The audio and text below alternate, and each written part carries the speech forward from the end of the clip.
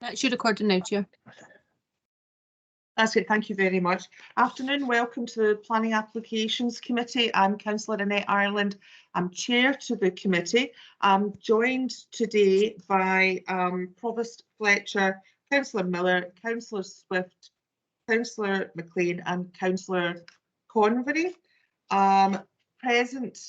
Officers present today are Julie Nichol, Planning and Building Standards Manager, Alan Pepler, Principal Planner, Development Manager, Development Management, Ian Walker, Senior Planner, John Marley, who's here from East Renfrewshire Council Roads Department, Siobhan Wilson, Legal Advisor, Sharon McIntyre, Clerk to the Planning Applications Committee, and Leona Allison, Assistant Committee Services Officer. We're also joined today by Drew Sandilands, who's the Local Democracy Reporter for Glasgow and East Renfrewshire. Do we have any apologies for absence, Sharon? We've got apologies from Councillor Cunningham. Okay, thank you very much. Declarations of interest on the two items before us today. Are there any declarations? Okay, thank you very much. I'll turn to the agenda item, first agenda item number 3, which is Neilston Primary School, 43 High Street, Neilston, and it's the demolition of Neilston Primary School, the Janitor House and Madras Family Centre, construction of Neilston Learning and Leisure Campus, which will comprise Neilston Primary School, Thomas Primary School, Madras Family Centre, and the formation of community library in the Church Hall, associated landscaping, access roads, parking, roads, sports facilities with floodlights, and works to Kirkstyle Lane. It's a major development before us. Can I invite Alan Pepler, if you wish to introduce the application? Yes, thank you, Chair. Thank you. I do have some slides which I'll share with you in a second. Just briefly, as you can see from the papers, this application is a major planning application at Neilston Primary School for the demolition and replacement with Neilston Learning and Leisure Centre campus, and the applicant is East Renfrewshire Council. We'll just share the slides.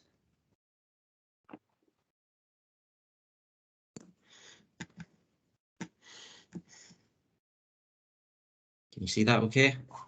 Yes. Okay, turning to the first slide. This is the existing site plan. It's possibly a little bit faint, so I'll zoom in a little bit. So Neilston Primary School is in the centre part of the site. High Street on this side, Duncarnot Crescent on the east here, the Madras Nursery School in this location. The existing access is from High Street, and as I said, this area is largely grass with the primary school in the centre part of the site. I'll just move on to the proposed site plan.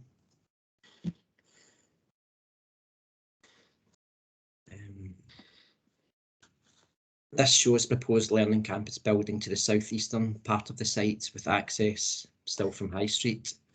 There's a larger area of parking and outdoor space to the periphery of the site, with a games court and a 7-a-side all-weather pitch to the western part of the site. The building has moved closer to Duncarnot Crescent, occupying an area which is largely grass at present. The existing Madras nursery will be demolished and the area cleared to form what is termed a community garden with a gate to High Street. The garden is within the school grounds and a number of play and educational elements are outlined as being installed in this area. So this is the community garden. You've got the hardcourt pitch here, 7-a-side all-weather pitch, the 2 schools in this location, and obviously the parking and access at this point with some outdoor space on the periphery and in the centre of the site. The applicant has indicated that the intention is to make the recreational facilities available for community use beyond normal school hours. The proposed hours of use beyond formal school use is to 10 p.m, Monday to Friday and to 5 PM Saturday and Sunday. In terms of representations, a total of 10 representations have been received, raising a number of issues. A summary of these are found on page 9 of the papers, and these are responded to within the assessment section of the report. It should be noted that additional neighbour notification recently took place due to the provision of additional information by the applicant. This information primarily comprises additional section information illustrating the proposed site levels and fencing adjacent to Duncarnot Crescent, and fencing details and flood lighting around the sports pitches adjacent to the properties on High Street. In response to this additional notification, a further representation has been received which reiterated concerns over the position of the service area and sprinkler tank adjacent to the boundary with Duncarnot Crescent. So that's in this area. In addition, a new comment is made on a red line which encroaches into rear gardens on the newly published plans. It's just to clarify in response to this that this actually relates to an annotation of the plans rather than a change to the actual proposals. Turning to the detail of the scheme, the proposed learning campus comprises 2 new primary schools, Neilston and St Thomas's, and the Madras Nursery School. The new combined school building is proposed as a tandem build project to be built while the existing school remains in use. Turning to the elevations, the proposal is for a flat-roofed 2-storey building at a height of 8.6 metres for the principal parts of the elevations. The plans show the northwest elevation as the main site entrance, so this one here, the second one down. The northeast towards Duncarnot Crescent. The south elevation is towards the site facing towards the railway line. That's that elevation, and the west is obviously facing westerly. The site levels are proposed to be altered to accommodate the building and to minimise any flood risk potential, resulting in a maximum increase in the site levels of approximately 1.7 metres. The site level change is most pronounced towards the south-east of the site, where the land falls away towards Duncarnot Crescent. In terms of the adopted local development plan, while it is noted that the school grounds are designated as part of the green network and urban green space, the proposal is considered to be in compliance with the relevant policies given the proposed community use of the site. In terms of potential amenity impacts, and in particular policy D1, it is considered that the main matters for consideration relate to outlook and visual impact, privacy, overshadowing, and noise and disturbance. These matters are set out in the report and assessed against the terms of the policy.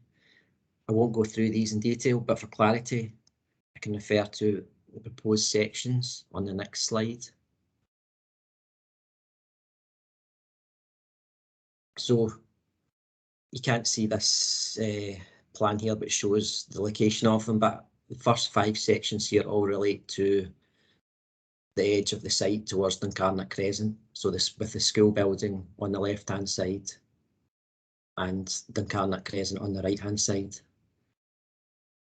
The change in levels is shown on this plan. You can see that, for instance, in section CC, the existing level is shown as a dashed line and proposed level above that. So there is a change in level. And this has obviously been commented on by some of the representations.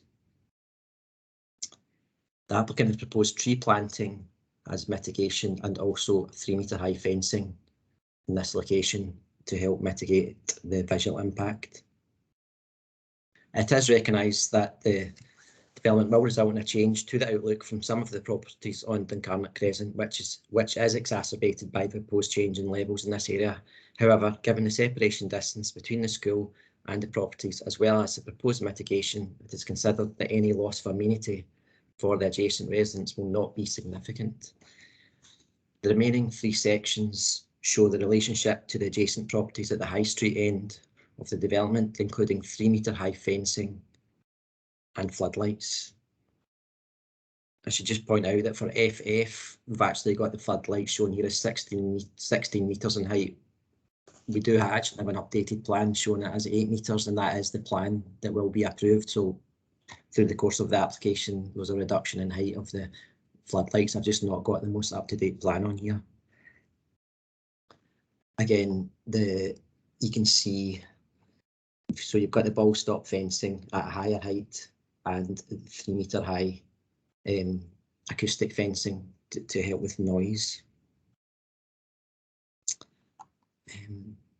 This plan just illustrates the location of the different types of fencing and the height. So that you've got the 5 metre fencing in green along both sides of the games pitches, and 3 metre at either end.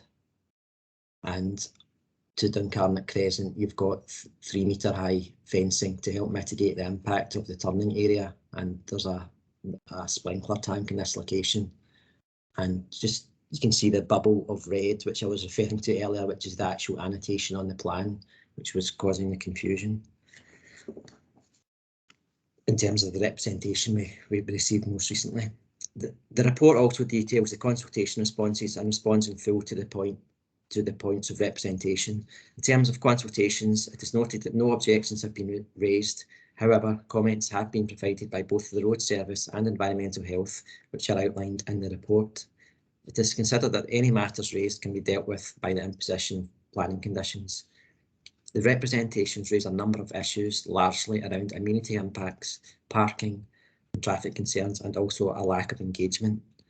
While the comments have been noted and responded to, as set out in the report, it is considered that these material considerations are not sufficient in this case to outweigh the benefits of the development and the policy support for improved community facilities at this site.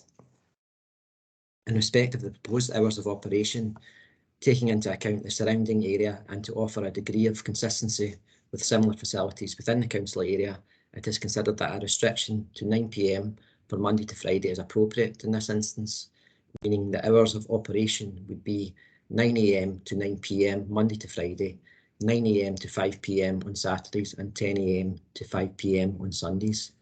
This can be a condition of any approval. So in conclusion, while it is recognised that the proposal will have some adverse amenity impacts on the adjacent residents, it is considered that the impacts can be mitigated to an acceptable level. The proposal will provide new, improved facilities for Neilston and enhance the level of community facilities available. Taking all relevant matters into account, it is considered that the proposal can be recommended for approval, subject to conditions. Thank you. Thanks a lot, Alan. I'm going to open it out to the committee if there's any comments or questions. Councillor Miller?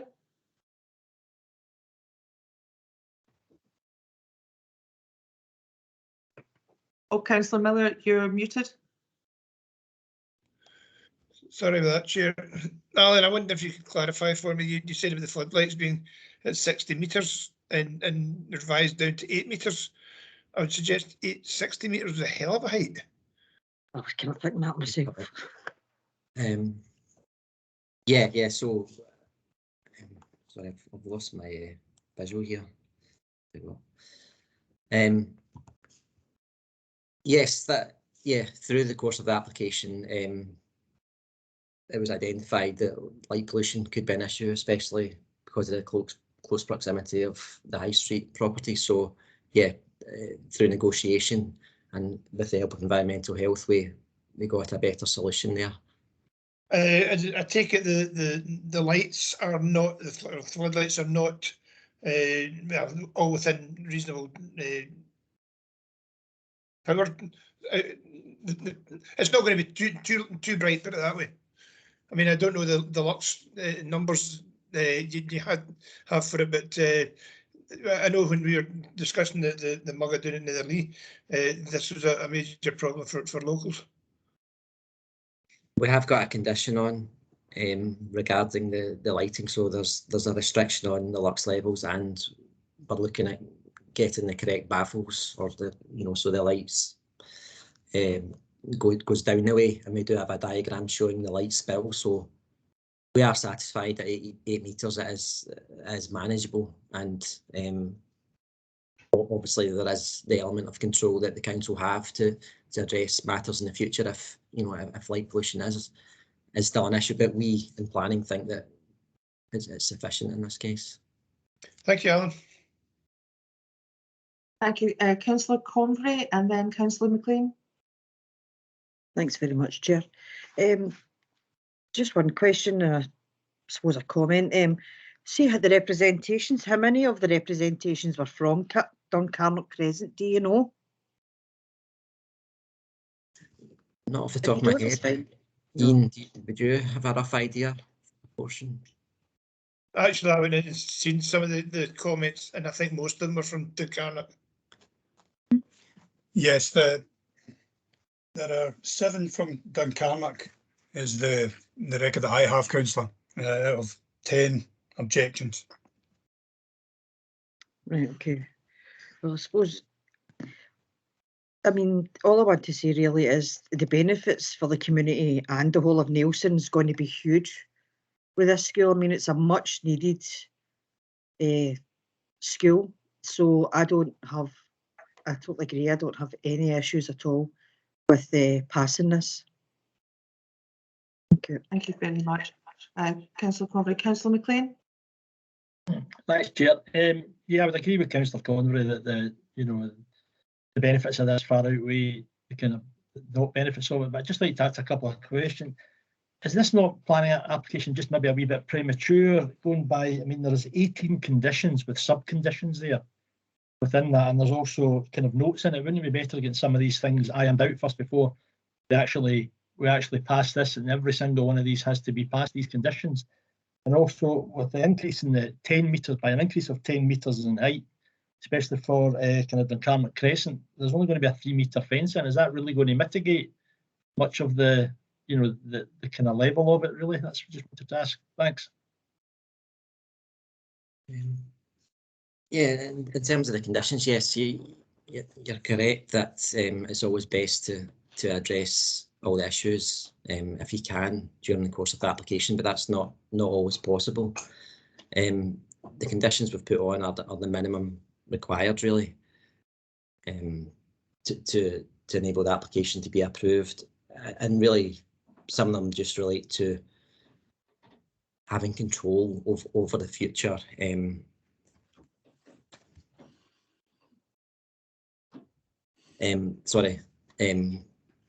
Over the control of the future development. So, for instance, we've got a condition on for a management plan for the football pitches in particular, because which really relates to noise concerns. So, for instance, we can't condition that no one will swear at the football pitches, but we can put a condition on which will enable a process to be thought about and followed if there are noise issues. So that these are the type of things we're trying to control. But I take your point that ideally you would approve something with minimal conditions, but we are satisfied with what we've got. In terms of the height of it, that yes, the outlook will change. I think there's no getting away from that. As you probably know, in planning, there's no right as such to a long distance view. So we do need to balance the short distance impact, if you like, the visual impact, immediate visual impact with the right to or the lack of the right to have a long distance view. So it will impact on the residents, but we think that the standoff distance, which is 30 metres in most circumstances, is sufficient, and the planting and the 3 metre high fencing will mitigate it. Yeah, it's just I've never come across a planning application with so many conditions, but and I get the part about the football parts, but even the demolition site clearance, surely that should have been arranged and as already organised before this came to plan. It just there seems to be an awful lot for me, kind of standard ones that you would have thought should have been dealt with before it came to planning. Yeah, for the scale of the application, I think we do sometimes have quite often up to 20 conditions. Yes, planners like to put conditions on sometimes for belt and braces, if I'm honest. So no, I don't think there's one or two things that the applicant needs to come back on to be addressed. But some of them are more, you know, if I can say belt and braces, just to make sure we're, you know, because it's a sensitive site in terms of the proximity to housing. Okay. Thanks. Thank you. Julie, are you wishing to come in? Thank you, Chair. It was just to follow on from what Alan was saying, I think, and he did scoop up some of it in that last response, where it is a bigger application, a major application, and where there is a diversity of use there, the application of conditions that are more than we would normally, for instance, associate with a less complex application. And it does allow us, some of them are to give us a degree of comfort in advance of work actually starting on site, and also some are in place to allow a degree of control as the site begins to operate, particularly around the outside recreational spaces as well. So that it's really just, it's the nature of the application and the scale of the application. Sometimes we have fewer, and in this case there are quite a number, but we do note that, Councillor. Thank you very much. Provost, are you wishing to come in? Just briefly, thank you, Chair. Just to say, I mean, I'm very pleased to see this come forward, because I do think the development, should it go ahead, will be a huge boost for Neilston. I think it will be great both educationally, in terms of improving attainment and so forth for the two schools who are involved, but also the recreational facilities, the better facilities that will be created won't just be excellent for the people at school at the moment or the people who might use it. It will be excellent for all the future generations who come through. And I think we need to view that against, you know, the 10 or so objections that there are to it. It's a bit disappointing to see objections, because it obviously is a site where there's a school already, although I absolutely take the point that the size and scale is slightly altered. And I suppose if you live in Duncarnock, it's a bit closer and a bit higher. But as I think, as the planning officer said there, it's not that much of a significant difference that in planning terms it ought to impact too much. But I'm certainly happy for whatever mitigation by way of fences and trees that can be placed there, if it reassures some of the residents. But I do think the people in Duncarnock, let's be honest, that school's been there for a while. I would think pretty much all of them will have bought their houses knowing that they're buying their houses adjacent to a school. So it's not a huge shock to see a better school being built on the same site. And I don't think it's too unreasonable. The local community would seek to have improved facilities, both educationally and recreationally, built on site. So, you know, it's usually East Renfrewshire, you don't build anything, even things which are of enormous benefit to the community, without having some objections. I can't think of any major application that hasn't had objections.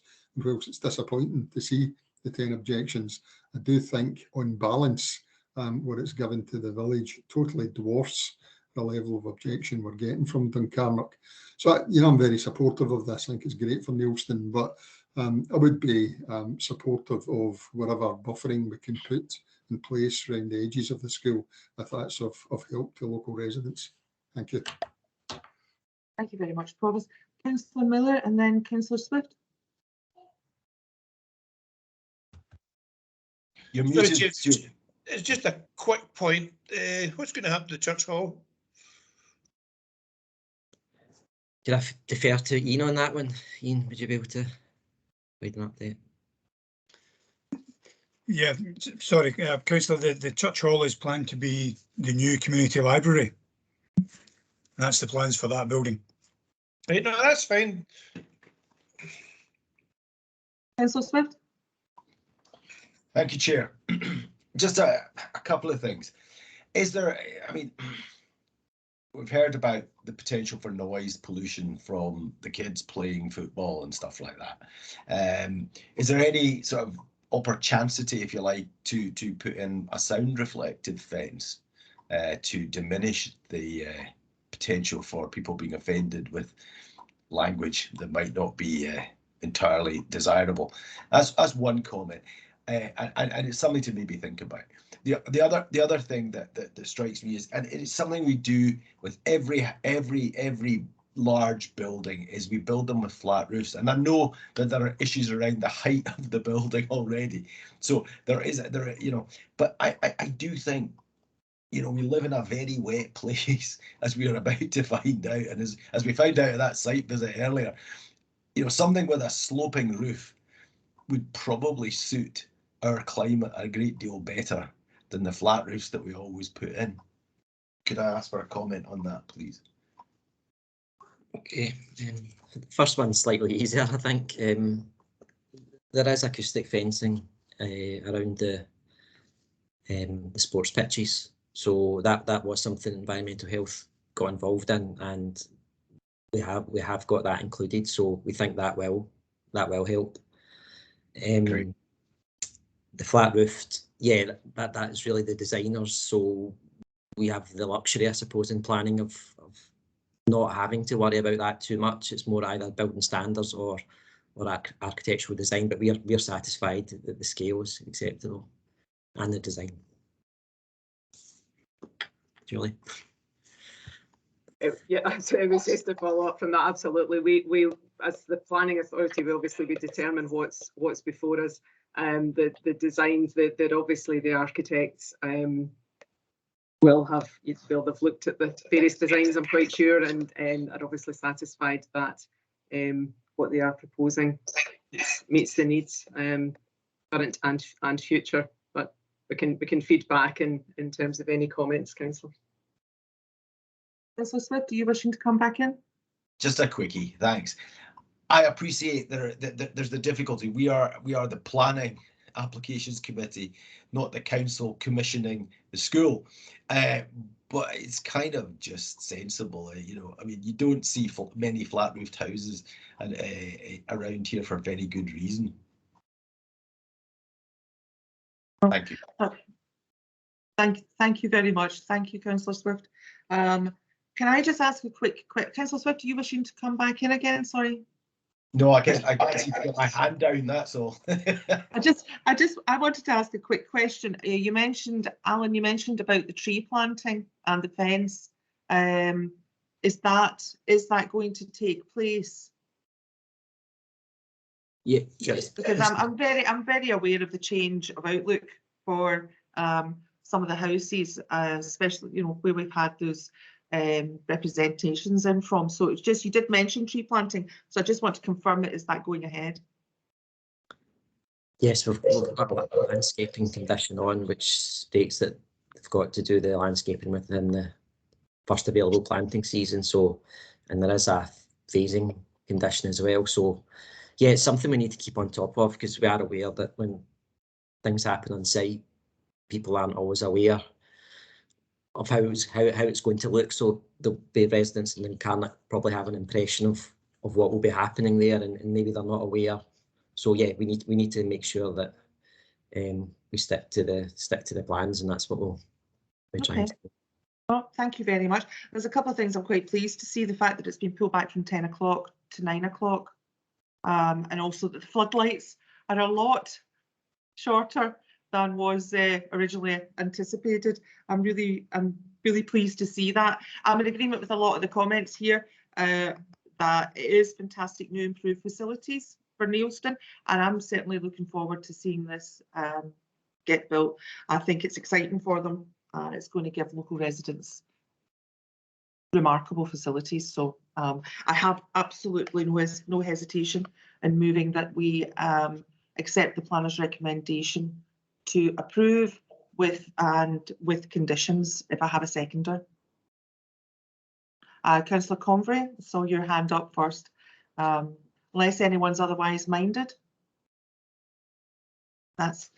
Thank you very much. That application is passed. Can I move us on to the second application before us, which is 2021-0754.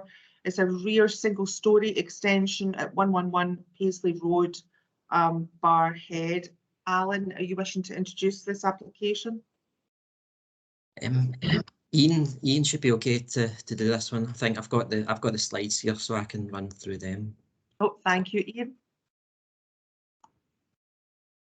Thanks, Chair. Thanks, Alan. I'll keep this brief. It's certainly a change in scale from the last item. So the councillors will be aware, I think having made a site visit, that it's a domestic scaled application, a local application under the hierarchy regulations.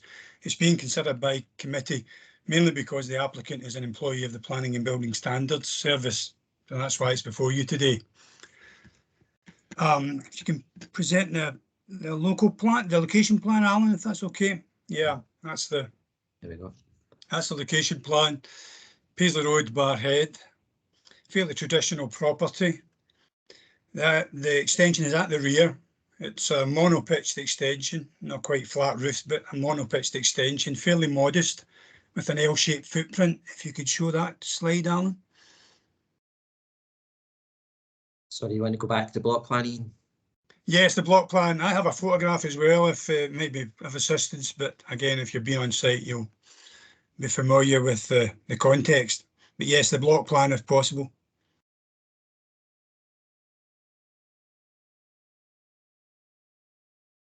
Sorry, can you see that? Yep. Yeah, so there we go. No, I'm not seeing it. Sorry, I'm not getting that. I can see it. The one with the Okay. extension and I the can see the existing Yeah. and the Yeah, proposed. the L block that you were talking about. right, I can't see that. Good grief. I can see it, yeah. Not quite sure what's happened there. Sorry, I'm still looking at This is a the new prescription, Ian. location plans, I'm afraid. Need to put a shell in the meter. Must do, yes. What? Well, if you're looking at it, councillor, certainly it's relatively modest. It's L-shaped, fairly narrow and less deep along the mutual boundary with the neighbouring property. It extends more than 5 metres on the other side to the property to the south, but given the separation distance from the common boundary there, that depth, additional depth is considered acceptable. There's no objections been raised in terms of the application. The context is very contained. It's well screened as well, hence the favourable recommendation from the planning service, basically. Just very quickly, the elevations. Yeah. Yeah, no windows either side. Principal windows are directly to the rear, to the properties in Fern Drive. Different topography there. The ground level rises quite significantly at the rear. Yes, that's the rear elevation there with sort of patio door arrangement. Okay, thank you very much. Ian, is there any other information we need before I pass over for comments or questions? Nope. Councillor Miller? The only thing I'd say about this is if it hadn't been a personnel from the planning department would probably passed it anyway. So I don't see a problem with it. Thank you. Councillor Convery? Thanks very much, Chair. Yeah, thanks for clearing that up for me, Ian, because I was kind of, when I was looking at the plan, I was thinking, why is this even in front of us? This would normally just be passed. So yeah, I don't see there's any reason at all to refuse this. Thank you very much, Councillor Convery. Provost? Thank you. Yeah, really just reflecting what Angela's just said there, and I think in fact all the contributions. I read this several times, wondering why it was in front of us. I was expecting hosts of objections somewhere because it seemed fairly non-controversial. I couldn't think why it was in front of the planning committee, but you answered it by saying it was somebody from the planning bringing it forward. But Yeah. It seems to me it's quite modest. There are no objections from any of the neighbours. And as Angela said, I guess if it had not been from somebody who works in planning, we'd never have seen it. They've just simply been approved by officers. So I don't have any problem with it at all. Thank you. The actual reason is in the first paragraph of the papers. It says that a member Trying of to the. skim read it, Stuart. You must be obvious. In fairness, I went through it about 2 or 3 times before I saw it as well. Thank you very much. Thank you, Provost Councillor Convery. Anyone else wanting to come in on this? Councillor Convery, you wishing to come back in, or is that okay? Thank you very much. No, I'm in complete agreement with what's been said with the other elected members. I'd like to move that we, on page 36, we accept the recommendation to grant. Do I have a seconder? Councillor Miller. Unless anyone's otherwise minded. Thank you very much. That is passed. Can I pass back to yourself, Sharon? Thank you. It's just to confirm that the application's approved. Thank you very much, and thank you everyone for your time today. Those of us who were at the lovely site visit earlier, if you like to go straight on to the local review body, but thank you very much. I'll see you at the next meeting. Okay. Thanks very much. Stay safe. Cheers.